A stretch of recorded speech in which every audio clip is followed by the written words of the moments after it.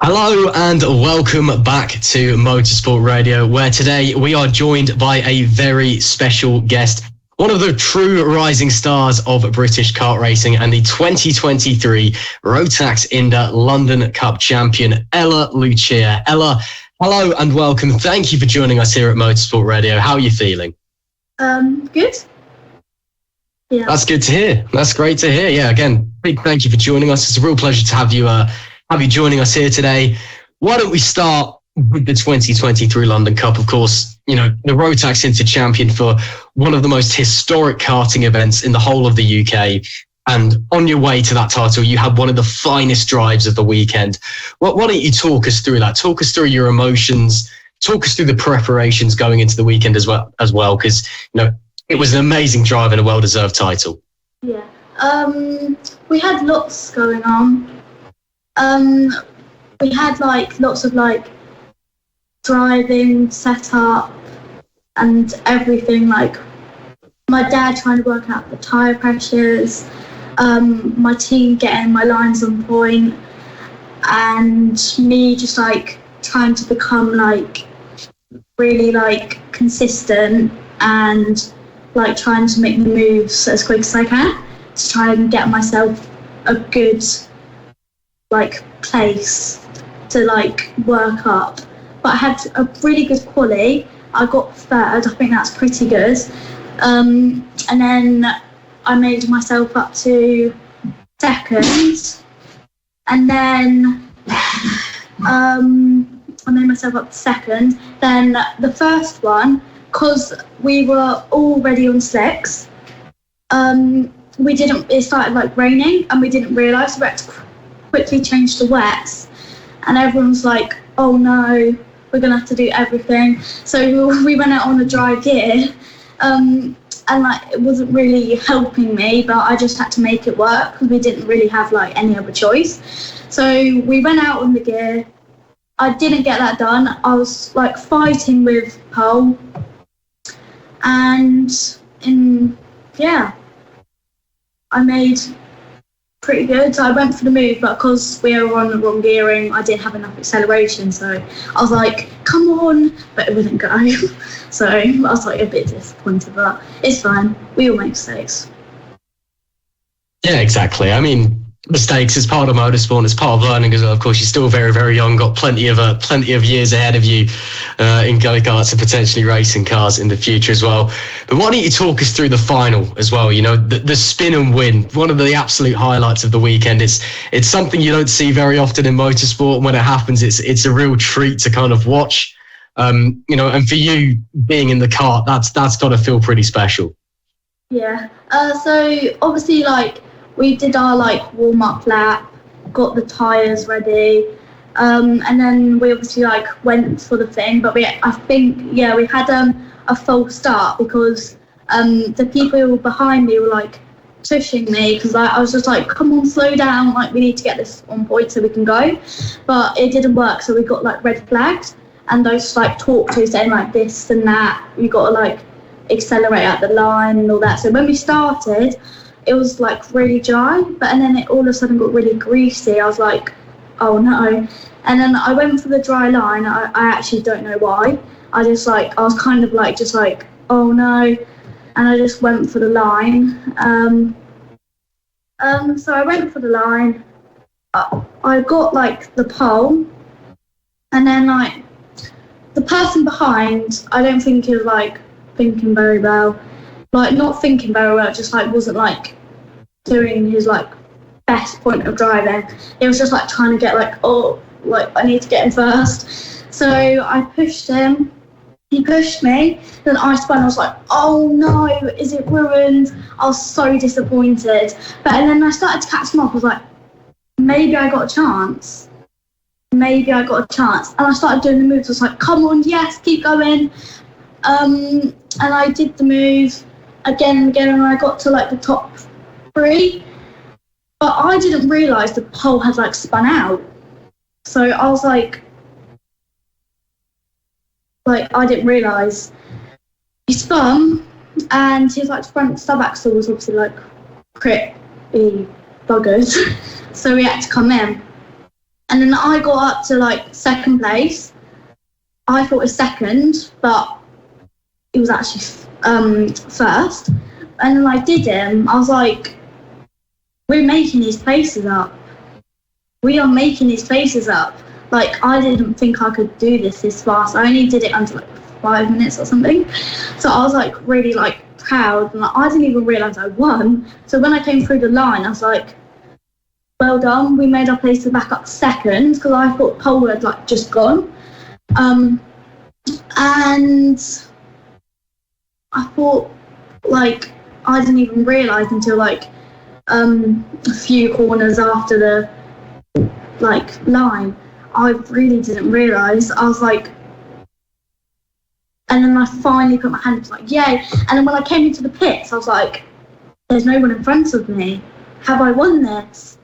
And then when we went in to the weighing and we got on a trolley and went into like all of like the like scrutineering bit, when we passed all the scrutineering, I was like, I just won the London Cup 2023. I was so proud of myself, because last year I came second, but I was still pretty proud of myself because I hadn't been doing it that long then. And I was pretty proud of myself. I was like, wow, I just did it. And then like when we got to the podiums, it was really good. And like people I'd want to shout out is like RPM Race Engines, like my t-shirt and my hat, and then my dad for doing all the mechanicking, and then my LCR for giving me all of the best they could do. And that was mostly it. I was so happy. Wow, I can certainly imagine so. I mean, you were the 2023 London Cup winner. That's a big achievement, and that's amazing that you didn't know that you won when you crossed the line either. Obviously, we don't know that. We don't know what's going on inside your helmet until you come in. So that's, well, that was a bit of a good luck for you there, I suppose. But again, it was an amazing drive, and kudos for that. I mean, again, the spin and win, you don't get that very often in motorsport. So a big congratulations. And again, 2023 London Cup winner. That looks pretty good on the CV. As you said, very happy with it as well. So yeah, again, a huge congratulations for that. And again, with the second last year as well, you've clearly mastered the Rye House circuit in the trickiest of conditions. So, you know, good going for that. But why don't we go back to the beginning for a bit? Why don't we kind of talk about what kind of inspired you to start karting in the first place? What inspired you to start your motorsport journey? You know, was there a point in time where, you know, you went, this is what I want to do, or is it something that you've always been around and it's always just been second nature? It was just like kind of out of the blue. Like I got invited to a go-kart birthday party, so I was like, oh, this might be fun, and I did really well. I got third on my first ever time in kart, and my dad was like, oh, we can make something out of this. And then I went to Forest Edge Kart Club, and I had my first ever go in a Mini Max, like the big chassis before like the 950 came out, and I was actually like doing pretty well. And then we kept doing that and like slowly getting better and better. And I finally got my first ever 950, and I started doing like really well, because at the time Inter wasn't actually in, it was only micro, unrestricted. And I was like very like obviously like still like learning everything, because I hadn't like been that like I don't know how to explain it, like You've only been doing karting for a year and a bit. But I was thinking of something else, but I don't really know. And I was like pretty proud of myself. I did my first ever race, and I didn't come like first ever like race in like IKR, and I did like really well. I was like up there. My dad was like, well done. And then we got my arcs done, and then I passed it, and then we started doing like MSA, and I started getting really, really good, and we started like getting like really up there. And then like we started like we kept progressing to a point we were just like, wow, we've got a place here, we're doing really well. So my dad was like, let's keep going, let's just like get as much as we can done, start racing like British Kart Championships. And we went to British Kart Championships, and I was struggling a bit there because obviously it's like the drivers that have been doing it years. So I was a bit struggling, but apart from that, I think I did pretty well for British Car Championships. Yeah, I mean, absolutely. Given that you've only been doing it a few years as well, to already be turning up to the British Kart Championships is a phenomenal achievement in itself. Would you say that it was just kind of a spontaneous thing? You went to this, this arrive and drive birthday party, realised, you were pretty handy in a go-kart and just went, come on, let's give this a go. Let's go on a journey and see what happens. Yeah. That's fair enough. And why do we do the opposite and look to the future? Again, you've said you've only been doing it a couple of years, but you've already had some great successes. You're a London Cup champion. You've really impressed some big names across karting within British motorsport. Is there an end goal to this yet, or are you still in that phase of you're still quite young, you're just out there having some fun in a go-kart, hopefully winning a few races, or are you already thinking big picture? I don't want to say let's go Formula 1 in 10, 15 years time, but is there already an end goal, or at the moment is it just you're going out and you're enjoying yourself?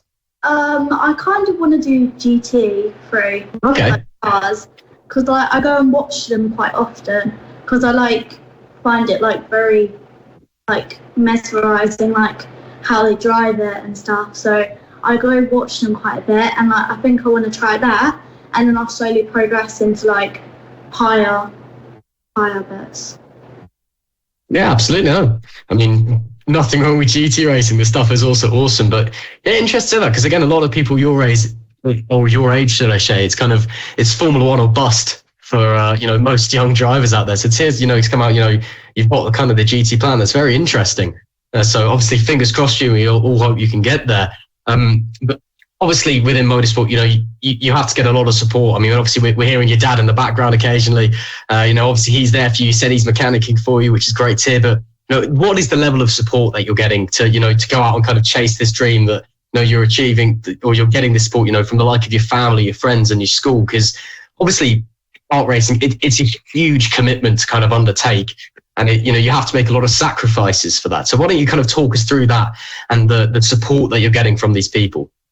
My dad has done a lot for me. He's got me to where I am now. He's done a lot for me. He's always been there for me. He's always got all of the opportunities that I can, and everything. He's been doing my Instagram and getting me out there and just trying everything he can to just try and get people to notice me. And my school's definitely engaging, letting me take Fridays off sometimes to go and have a bit of practice before. And then it's very my dad is very, very committed to it too. He will do anything he can just to get me out there. That's awesome to hear, and great to hear that from your school as well. My school was not so keen for me to go and stand at the side of racetracks as it sounds for your school to go and let you actually race. So that's awesome to hear that you have such a support system behind you to enable you to kind of go out there and pursue this journey and pursue this dream, which is amazing to hear. And obviously, another big thing as well is obviously, you're a young woman in motorsport, which at the moment is obviously it's phenomenal. We've got this big push to get women into motorsport at the moment. And obviously, we've seen things like the W Series and Formula Academy on kind of a European stage and an international stage. But in karting, which we don't really see this push as much, despite it where everyone gets their start. It's great to see you out there and achieving the success that you are. So what does it mean to you to be a woman in motorsport? Is it something that you take a lot of pride in, that you can see yourself really inspiring others, and is that something that you really enjoy? Yeah, I want to inspire other girls to try and give it a go, and I want to get more girls out there to try it, because just because you're a girl doesn't mean you can't follow your dreams. I know everyone says oh, it's a boys' sport, blah blah blah. It's not really though. It can be anything you can make it to be. There's been lots of people trying to see it. I've been seeing more women come in recently, and I'm really liking it, because I like how people are trying it just because boys think because you're a woman you're not supposed to be in it. I'm you're not. It's not that. It's just because. It's not that though, because everyone can give it a go. Women can definitely give it a go. I want them to all try it. Even if you just want to have fun, it's all worth it. It's very fun. That's a really, really mature answer. Thank you very much for that. And yeah, great to hear that you're looking to inspire other women as well. That's fantastic to hear again from someone as young as you are. That's really mature and shows that you really want to be part of that push to get more women into motorsports. Thank you very much for that. Great answer. Would you say that you have any female heroes in motorsport? Maybe is there any one particular woman that you look up to in motorsport and go, you inspire me, I want to do what you do? Jessica Hawkins. Like, I've done lots of days with her driving, and I've got an Aston Martin t-shirt from her. She's done a lot for me to get me to there. She's done lots of driver days with me, and she's definitely helping me a lot. That's great to hear that you've got again some more support from others within the motorsport community as well. And we know that Jessica Hawkins she's very fast. The most recent woman to drive a Formula One car in the last few months as well. So that's great to hear that you've got that support from her and that she's kind of helping you out and helping you to kind of achieve your goal. So that's fantastic to hear. Is there anybody else in motorsport that you look up to? Doesn't necessarily have to be a woman. Is there anybody who you kind of hold as a personal hero? I like Max Verstappen, and Anna. I don't know how to pronounce her second name, but she's in women GT and stuff. Yeah. Oh, that's awesome to hear that you've got these heroes. And again, what was that? Anna. Her name's Anna Piskovsky or something. Yeah. Well, that's awesome that you kind of have these people to inspire. If there was no one to inspire us, we wouldn't be doing what we're doing. So that's great to hear. Let me talk a little bit more about you, Ella. What kind of makes Ella Lucia? What do you do away from the track? What's kind of your general day look like? I mean, do you kind of just go to school, come home, go to bed, and it's all about the racing, or is there anything else you like to do? I have another person I look up to. It's Lewis Hamilton too. Of course. Yeah. And no, I like watching videos of people driving. I like watching car races. I like watching F1 too, and I try to get my sim every time I get the opportunity to, and I try a lot, and I go to school and learn stuff, and I come back and do all of the racing stuff I possibly can do when I'm at home. Yeah, so it's all kind of just you kind of go to school and then come home, and it's all about the racing when you get home, is it? Yeah. That's amazing to hear that you've got that dedication and you've got that drive and that passion for the sport that we all love. But it sounds especially that this is what you want to do, and you're already well on your way to making a name for yourself and potentially making a career out of it, which is great to see. I think we're going to wrap up now. So thank you very much for joining us, Ella. It's been a real pleasure having you here with us at Motorsport Radio. And again, we wish you the best of luck for the future and in 2024. And one last question before we do move on. What are your plans for 2024? Is there anything that's in the works yet, or is it all kind of just waiting to see how the winter pans out? We're going to go to junior and try it out because obviously I'm going to be turning 13 next year in August.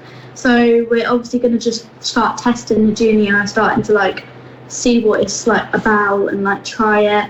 And my dad's gonna try and get lots of places we can test it, and that's so it's just junior road tax. I mean, that's it's a step up for starters. I mean, best of luck with that, but of course you've clearly got the talent, so we've got our fingers crossed for you, and it's just kind of maybe get some training in over winter and see how it goes from there. Yeah. Awesome stuff. Well, before we go, do you want to just, maybe shout out any contact information or social media handles that you have for anybody that may be watching along that wants to get in touch with you? If you remember them. Oh yeah, sorry. Ella Lucia Racing. And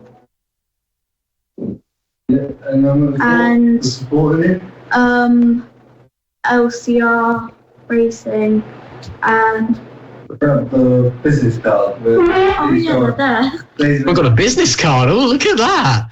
Very fancy.